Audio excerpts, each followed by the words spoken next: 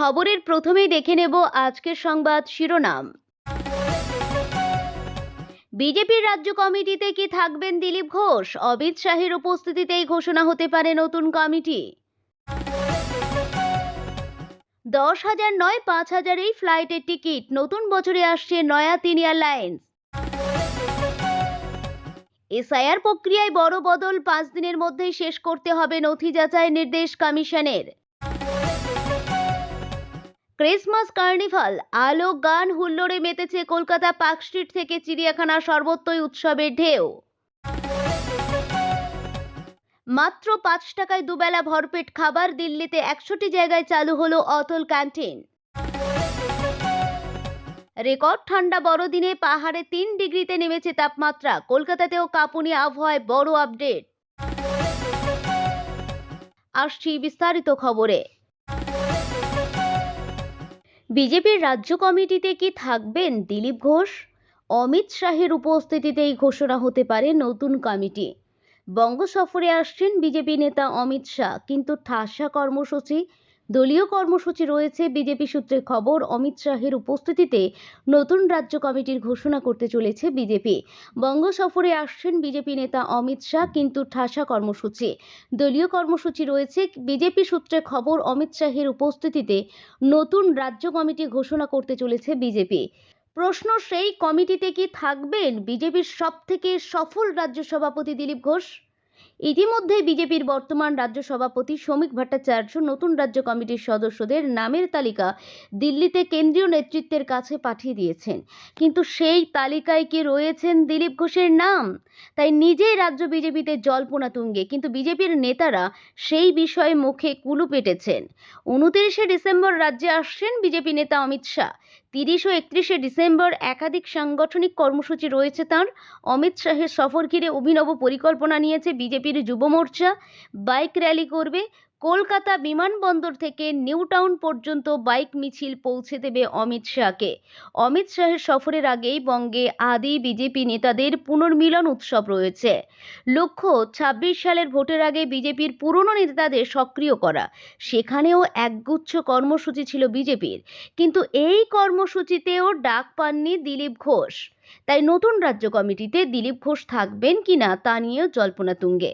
নতুন রাজ্য কমিটির ঘোষণা হলেও তাতে নাম না থাকা বিজেপি নেতারা বিক্ষোভ দেখাতে পারেন এমন আশঙ্কা রয়েছে। তাই বিজেপির রাজ্য কমিটির ঘোষণা কখন হবে তাও স্পষ্ট করে কিছুই বলছে না বিজেপি নেতারা। 10,000 নয় 5,000 এই ফ্লাইটের টিকিট। নতুন বছরে আসছে নয়া 3 এয়ারলাইন্স। ইন্ডিগোর শয়ে শয়ে বিমান বাতিলে কার্যত থমকে গিয়েছিল দেশের বিমান চলাচল ব্যবস্থা।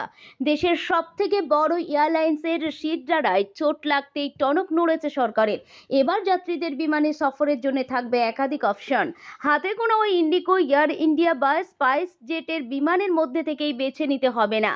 শোনা যাচ্ছে খুব শীঘ্রই নতুন 3টি এয়ারলাইন্স অনুমোদন পেতে চলেছে। শঙ্খ এয়ার, আল হিন্দ এয়ার ও ফ্লাই এক্সপ্রেস, এই 3টি নতুন এয়ারলাইন্স ইতিমধ্যে অসামরিক উড়ান মন্ত্রকের কাছ থেকে নো অবজেকশন সার্টিফিকেট পেয়েছে। শীঘ্রই তারা উড়ান পরিষেবা শুরু করতে পারে। আর নতুন 3 এয়ারলাইন্স চালু হলে যাত্রীদের সুবিধা হবে। হাতে গোনা কয়েকটি এয়ারলাইন্সের উপরে ভরসা করে থাকতে হবে না। এতে বিমানের সংখ্যা যেমন বাড়বে, তেমনি ভাড়াও বেশ কিছুটা কমবে। শোনা যাচ্ছে শঙ্খ এয়ারলাইন্সের পরিষেবা 2026 সাল থেকে শুরু হতে পারে। আগে এই সংস্থা এনওসি পেয়ে গিয়েছিল। চলতি সপ্তাহে আল হিন্দ এয়ার ও ফ্লাই এক্সপ্রেস এনওসি পায়। এবার তাদের রেগুলেটরি ও অপারেশন সংক্রান্ত একাধিক পরীক্ষার ধাপ পার করতে হবে দেশে উড়ান পরিষেবা চালু করার জন্য। জানা গেছে আল হিন্দ এয়ার হলো এটি কেরলের আল হিন্দ গ্রুপের এয়ারলাইন্স। এই সংস্থা ভ্রমণ ও সেই সংক্রান্ত পরিষেবার সঙ্গে যুক্ত। এবার তাদের নতুন সংযোজন হবে এয়ারলাইন্স। এসআইআর প্রক্রিয়ায় বড় বদল, 5 দিনের মধ্যেই শেষ করতে হবে নথি যাচাই, নির্দেশ কমিশনের। বাংলায় এসআইআর প্রক্রিয়াকে আরও দ্রুত নিয়ন্ত্রিত করতে বড় সিদ্ধান্ত নিল নির্বাচন কমিশন। ভোটারদের জমা দেওয়া নথি কিভাবে যাচাই হবে, কে কোন দায়িত্বে থাকবেন এবং কতদিনের মধ্যে কাজ শেষ করতে হবে, সবকিছুরই স্পষ্ট সময়সীমা বেঁধে দিল কমিশন। নথি যাচাই নিয়ে কি জানালো কমিশন, শুনে নিন। বাংলায় এসআইআর প্রক্রিয়ায় নথি যাচাই নিয়ে কড়া ডেডলাইন বেঁধে নির্বাচন কমিশন দিয়েছেন। ভোটারদের জন্য দেওয়া নথি প্রথমে বিএলও অ্যাপে আপলোড করতে সংশ্লিষ্ট বুথ লেভেল অফিসাররা, এরপর সেই নথি জেলা নির্বাচনী আধিকারিক বা জেলা শাসক সংশ্লিষ্ট দপ্তরের কাছে পাঠাবেন যাচাইয়ের জন্য। কমিশন স্পষ্ট করে জানিয়েছেন, নথি আপলোডের পর সর্বোচ্চ 5 দিনের মধ্যে যাচাইয়ের কাজ শেষ করতে হবে। নথি যদি একই জেলার মধ্যে পড়ে তাহলে সেই জেলার প্রশাসনই যাচাই করবে। তবে যদি দেখা যায় কোথাও নথি অন্য জেলার সঙ্গে যুক্ত, তাহলে সেই জেলার ডিইওর কাছে নথি পাঠানো হবে।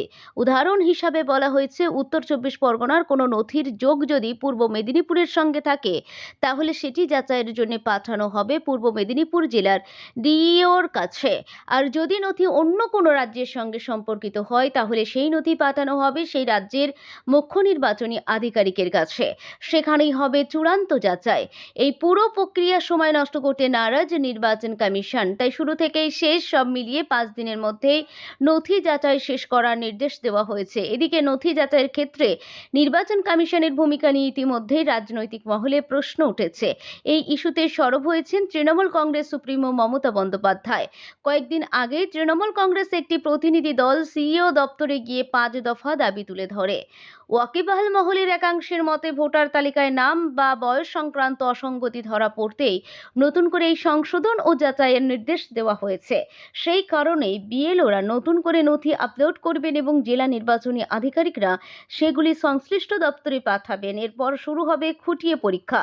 এখন নজর থাকবে নির্ধারিত 5 দিনের মধ্যে এই নথি যাচাই প্রক্রিয়া কতটা সুষ্ঠুভাবে সম্পূর্ণ হয়, নাকি আবার নতুন কোনো নির্দেশিকা জারি করে নির্বাচন কমিশন। ক্রিসমাস কার্নিভাল, আলো, গান, হুল্লোড়ে মেতেছে কলকাতা। পার্কস্ট্রিট থেকে চিড়িয়াখানা সর্বত্রই উৎসবের ঢেউ।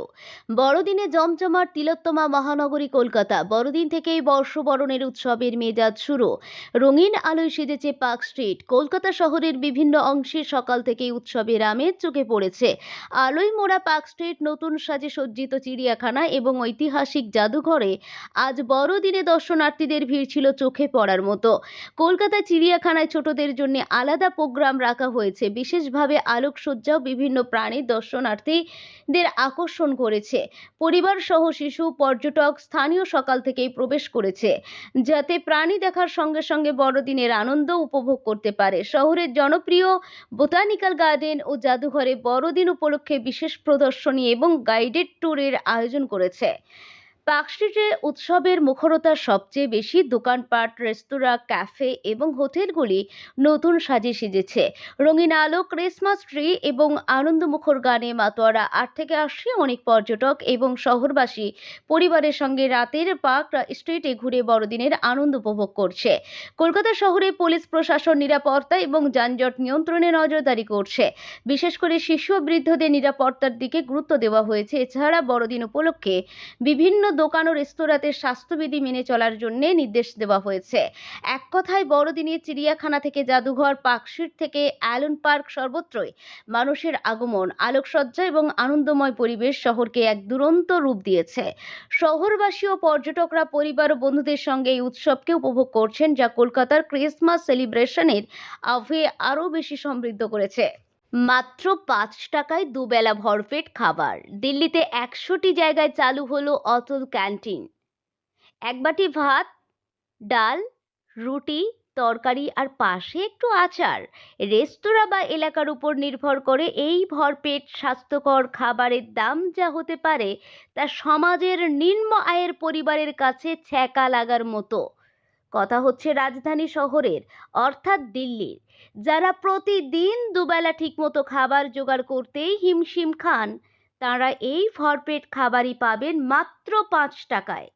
দিল্লি সরকার আজ থেকে অটল ক্যান্টিন প্রকল্প চালু করলো, যেখানে শহর জুড়ে 100টি ক্যান্টিনে মাত্র 5 টাকার পুষ্টিকর খাবার দেওয়া হবে। প্রসঙ্গত 2021 সাল থেকেই পশ্চিমবঙ্গে মাত্র 5 টাকার থালি দিয়ে পথ চলা শুরু হয়েছিল মা ক্যান্টিনের। দুপুরবেলা শহরের দরিদ্র শ্রমজীবী মানুষের জন্য শুরু হয়েছিল এই প্রকল্প, যা এখনো রমরমিয়ে চলছে। তবে দিল্লিতে সদ্য শুরু হওয়া এই অটল ক্যান্টিনে পাওয়া যাবে রাতের খাবারও। প্রাক্তন প্রধানমন্ত্রী অটল বিহারী বাজপেয়ীর 101তম জন্মবার্ষিকী উপলক্ষে এই প্রকল্পের সূচনা করেন দিল্লির মুখ্যমন্ত্রী রেখা গুপ্তা। তার কথায় এই ক্যান্টিনগুলির লক্ষ্য হলো দরিদ্র শ্রমজীবী মানুষ এবং নিম্ন আয়ের পরিবারগুলিকে মর্যাদার সঙ্গে খাবার দেওয়া। মুখ্যমন্ত্রী বলেন, অটল ক্যান্টিন দিল্লির আত্মা হয়ে উঠবে, যেখানে কেউ যেন না খেয়ে ঘুমোতে না যায়। আজই দিল্লি জুড়ে 45টি অটল ক্যান্টিনের দরজা খুলেছে। এর মধ্যে রয়েছে আর.কে. পুরম, জঙ্গপুরা, শালিমার বাগ, গ্রেটার কৈলাস, রাজৌরি গার্ডেন, নরেলা, বাওয়ানা সহ শহরের বিভিন্ন এলাকা। সরকারি সূত্রে জানানো হয়েছে, বাকি 55টি ক্যান্টিন আগামী কয়েকদিনের মধ্যেই উদ্বোধন করা হবে। প্রতিদিন গড়ে প্রায় 500 জন মানুষ এই পরিষেবা পাবেন বলে জানিয়েছে দিল্লি সরকার। মাত্র 5 টাকার এই থালিতে থাকছে ডাল, ভাত, রুটি, মরশুমি সবজি, তরকারি ও আচার। সরকারের দাবি, কম দামে হলেও পুষ্টির দিক থেকে কোনো আপোস করা হচ্ছে না। ডিজিটাল টোকেন ব্যবস্থায় খাবার বিতরণে স্বচ্ছতা বজায় রাখতে দিল্লি সরকার চালু করেছে ডিজিটাল টোকেন সিস্টেম। এর ফলে আর হাতে লেখা কুপনের প্রয়োজন হবে না। এছাড়াও প্রতিটি ক্যান্টিনে থাকবে সিসিটিভি নজরদারি। Delhi urban shelter improvement board এর ডিজিটাল প্ল্যাটফর্ম থেকে রিয়েল টাইমে সমস্ত ক্যান্টিন পর্যবেক্ষণ করা হবে। এক বাটি ডাল, ভাত, রুটি, তরকারি আর পাশে একটু আচার।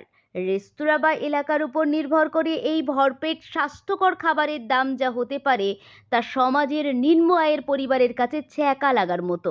কথা হচ্ছে রাজধানী শহরের অর্থাৎ দিল্লির, যারা প্রতিদিন দুবেলা ঠিকমতো খাবার জোগাড় করতেই হিমশিম খান, তারা এই ভরপেট খাবারই পাবেন মাত্র 5 টাকায়। রেকর্ড ঠান্ডা বড়দিনে পাহাড়ে 3 ডিগ্রিতে নেমেছে তাপমাত্রা। কলকাতাতেও কাঁপুনি আবহাওয়ার বড় আপডেট। বছর শেষ হতে হাতে গুনে আর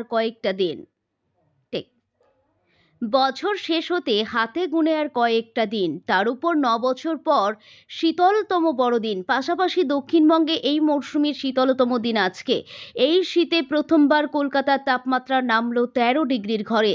পাশাপাশি পশ্চিমের জেলাগুলিতে তাপমাত্রা এক অঙ্কের ঘরে গিয়ে পৌঁছেছিল। যদিও এর আগে আলিপুর আবহাওয়া অফিস আগাম পূর্বাভাস দিয়েছিল যে 25শে ডিসেম্বর দক্ষিণবঙ্গে শীত বাড়ার সম্ভাবনা রয়েছে।